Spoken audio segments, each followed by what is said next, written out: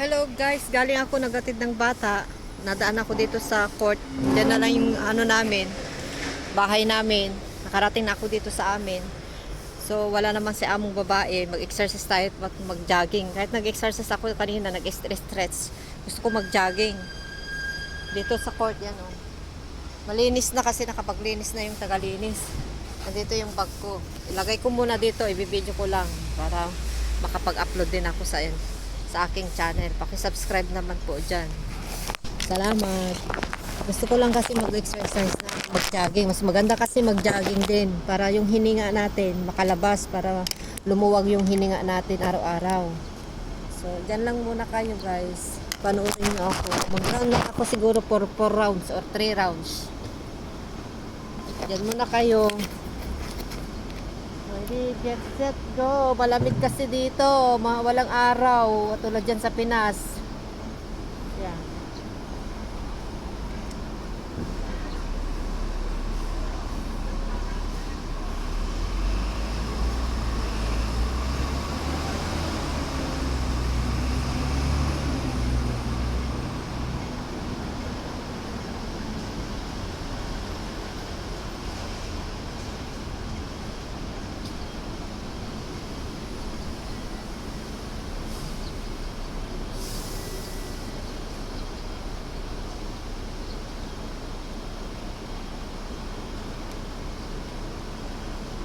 Hello.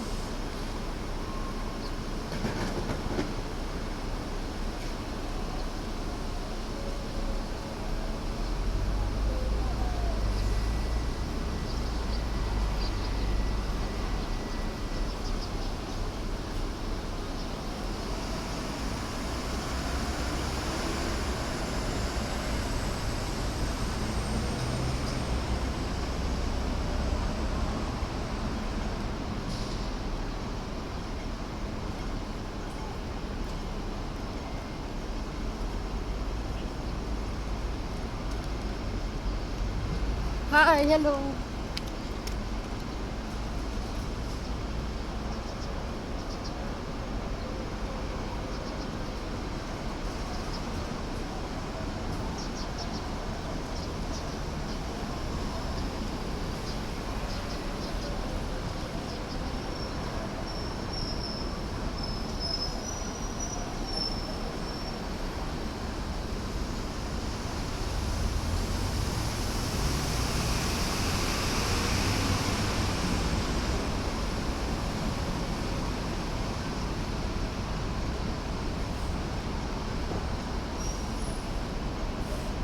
Hiningal na ako guys.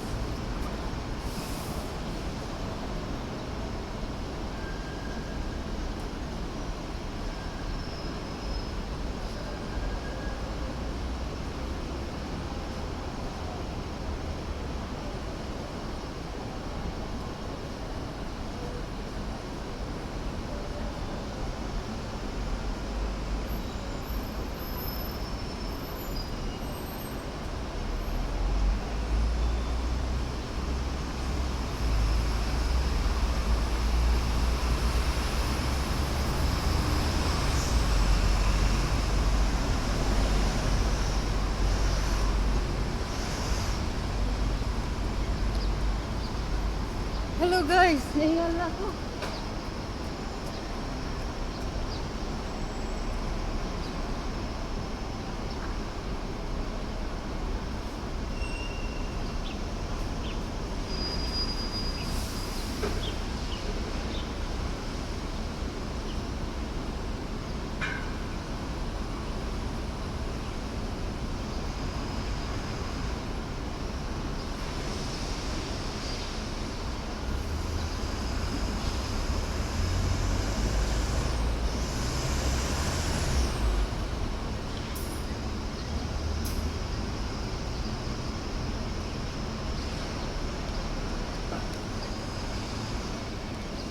Kakayanin pa.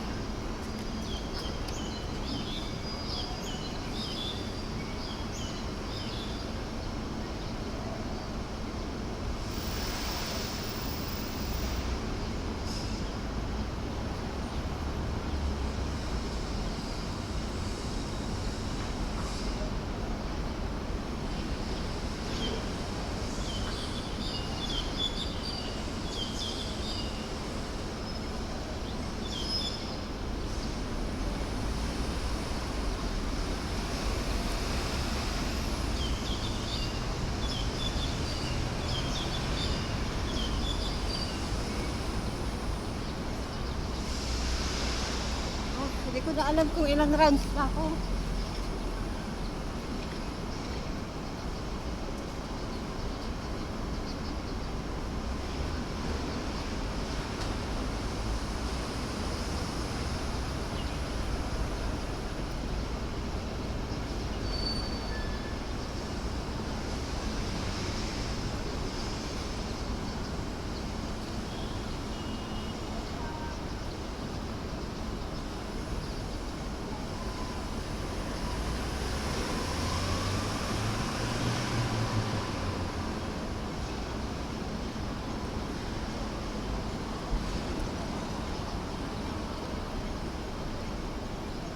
Hello guys, sana lang.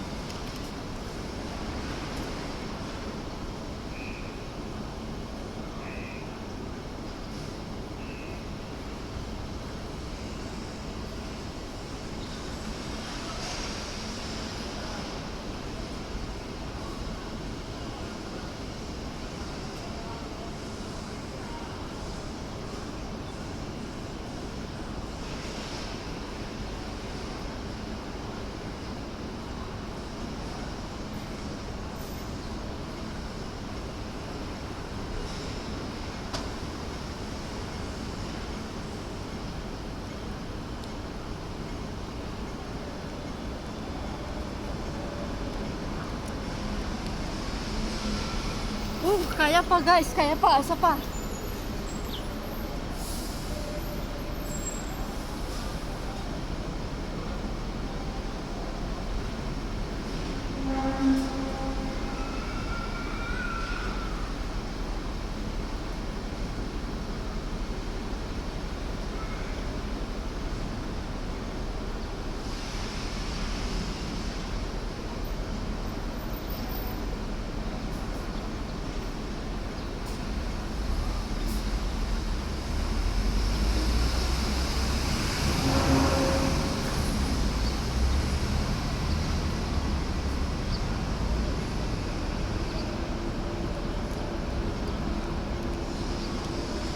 Hirit pa guys, hirit pa. Wala sa ano.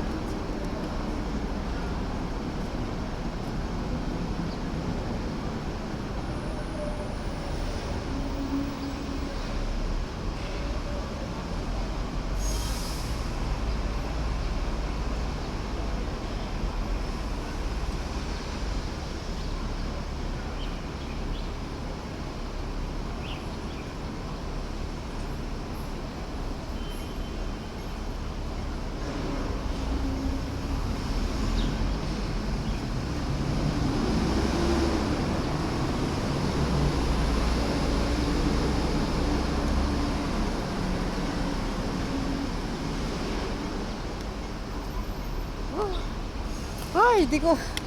Hi guys. Thank you Lord. Sobrang hingal ko. Di ko alam kung nakailang rounds ako. Kung nabilang nyo. Ay, salamat. Kinaya ko talaga kasi kapag may pagkakataon pa, wala si amo, babae. Kahit na malit ako, kahit makita na ako sa CCTV na late ako dumating, okay lang yun. Kasi ilang minutes lang naman ako malilate, hindi naman oras. Yan guys, pinawis na ako. Alam niyo nararamdaman ko, napagod, sobrang hingal. Yung hangin at lamig ngayon, naramdaman ko na yung lamig kasi yung init ng katawan ko lumabas. Nag-init yung katawan ko. Para may pawis na yata ako. May pawis na ako. So pagdating ko sa bahay, papalit ako ng damit ko. Lamig na ngayon kasi dito. Hindi na katulad yung mga nakaraang araw. Ngayon wala talaga. Makulimlim, parang uulan. So 9 minutes and 50 na yung ano ko. Gawin kong 10. Ayan, matatapos na siya. So bye bye na guys. I-challenge ko kayo. Gawin nyo din, mag-try mag-jogging. Para sa inyong kalusugan din. Para sa inyong kalusugan din yan. Ikakabuti ninyo. Na hindi na kayo problema. Hindi kayo agad-agad na mabilis magkasakit. Para sa ikakalakas ng katawan nyo, ikakalusog. Para iwas tayo sa sakit, saka ano ba yon? Para iwas ano din, gastos. Pag magkasakit tayo, siyempre pera. kailangan natin magpagamot, uminom ng gamot na marami, tapos maubos yung pera mo, wala pang pambili, wala pang trabaho. Kahit may trabaho, sayang din yung pagtatrabaho mo kung hindi mo bibigyan yung oras mo ng pag ano mo sa healthy lifestyle mo. Kailangan mo mag-exercise, kumain ng mga, ngayon ko lang na-appreciate guys, na kailangan pala natin ng ano. Yung kaibigan ko dun sa ano, yung papunta sana dito na si Ruby, napunta sa Dubai na ngayon, Abu Dhabi. Nakita ko kanina na pinost nyo dun sa reels niya na high blood siya. Sabi ko mag-ingat-ingat ka, mag-diet ka na kasi mataba na siya ngayon. Lalong tumaba siya ngayon sa Abu Dhabi. Payat-payat kami sa Saudi dati kasi bugbog din kami sa trabaho sa pagluluto. Kahit natagaluto kami, may time talaga na bugbog din kami sa trabaho. Ano, payat na payat kami. Pero ngayon, mataba siya. May time din na overweight ako sa Saudi. Napabayan ko sarili ko. Kain lang ako ng kain tapos tulog agad. Yun, nagka-trigger, nagka-ano ako, acid reflux, GERD. Ayan, bumagsak yung katawan ko, tapos nagka-acidic ako, yung tiyan ko. Yung bloated na ako, lumaki yung tiyan ko, bloated ako, tapos sabay tulog. Kasi galing kami sa mga party-party, ganun, sa gabi. Mahilig sila mag-party sa gabi yan, sa weekend. Busog kami na pagkain yan, puro kanin. Hindi ako mahilig sa gulay. Ngayon, ano na nga, pinipili ko na yung mga kinakain ko guys. Kahit hindi ako masyado sa gulay, pinipili kong kumain ng gulay. Isda, karne, konti-konti lang naman sa karne. Basta pinipili ko lang yung gulay na gusto ko kasi. So, sana nakapulot kayo ng ano, nakapulot kayo ng leksyon sa video kong ito. Kasi mahirap magkasakit guys. Noon akala ko mamamatay na ako sa Saudi. Binubuksan ko yung pintuan na yan. Baka kasi biglang mamatay na ako na hindi na ako magising.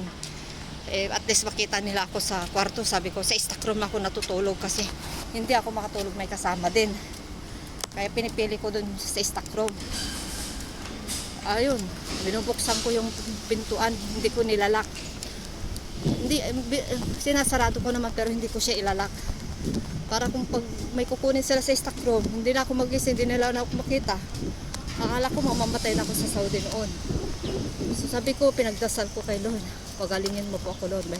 May pamilya pa ako sa Pilipinas, nag-aantay mga anak ko, maliliit pa. Mga pangarap ko sa kanila, pangarap nila ay sana makamtan din, makamit pa nila, sabi ko. Saka kung mamamatay, kukunin mo na ako Lord, sabi ko. Huwag dito sa Saudi, dalhin mo muna ako sa amin, sa lugar namin sa Pinas. Kaya yun, simula nag-overweight ako, naka-bloated, acid reflux ako sa Saudi. Naging maingat na ako guys, nagpagaling na ako, buti na nakuwi ako. Yun,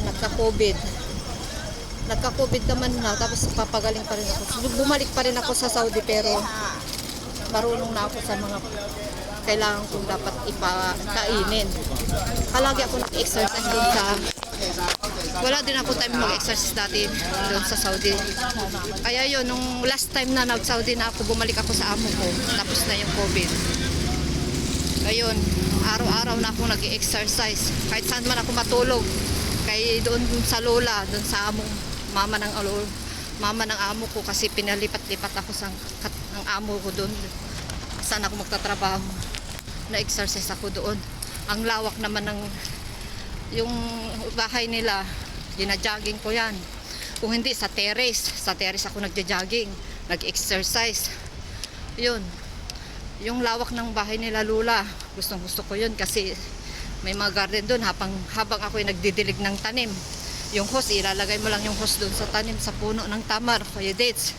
Matagal din, huwag mo siyang masyadong lakasan, ganon, para makapag-exercise ka ng matagal. Hindi, inikot-ikot ko yung bahay nila yan. Kahit yung bahay ka ng amo kong una na yung anak niya, iikutin ko yon kasi isang bahay naman yun, isang flat. Tapos kung hindi, sa taas wala akong time. Doon sa terrace nila, kahit gabi, exercise ako yan. Tapos napipilitan na akong bumili ng mga prutas, iba't ibang prutas. Tinitikim ko na lahat ng mga prutas doon sa mall. Binibili ko na lahat ng mga klase ng prutas para lang makakain ako ng prutas. Para sa yung saging, lagi ko yung saging. Papaalam ako yan sa amo ko. Bibili ako ng saging. Gabi na. So yun, sa awa ng Diyos. Ngayon, mabuti itong amo ko naman. Hilig sila talaga gulay dito. Ay siguro dinala ko ni Lord dito para gumaling. Puro gulay sila dito, pero nabili pa rin ako ng gusto ko pagkain kasi ganun nga, Pinoy tayo, hinahanap pa rin natin yung Pinoy food. So babay na guys, karating na ako dito. Babay na. I-continue ko na lang pagkukwento ko pag susunod na vlog ko. Okay? Bye.